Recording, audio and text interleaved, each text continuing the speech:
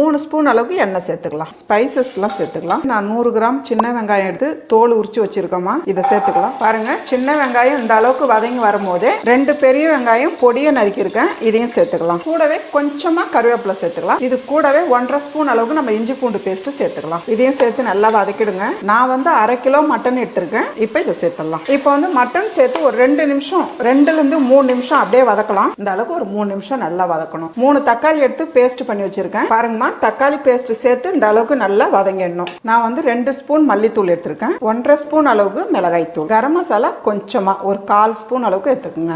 1 spoon அளவுக்கு மிளகுத்தூள், ஒரு 3 சிட்டிக்கு அளவுக்கு மஞ்சத்தூள் சேர்த்துக்கலாம். கூடவே தேவையான அளவு உப்பு சேர்த்துக்கலாம். இப்போ இதெல்லாம் சேர்த்து நல்லா கிளறிடுங்க. கூடவே பொடியை நறுக்கின கொத்தமல்லி சேர்த்து வதக்கிடுங்க. பாருங்க, நான் வந்து இந்த கப்பால 1.5 கப்பு தண்ணி சேர்க்க போறேன். உப்பு காரம் பார்த்துட்டு மூடிடலாம். இப்போ வந்து 6ல இருந்து ஒரு 7 விசில் விடுங்கம்மா. பாருங்கம்மா, 7 விசில் விட்டுருக்கோம். பார்க்கலாம். ரொம்ப ஈஸியான மட்டன் குழம்பு ரெடி.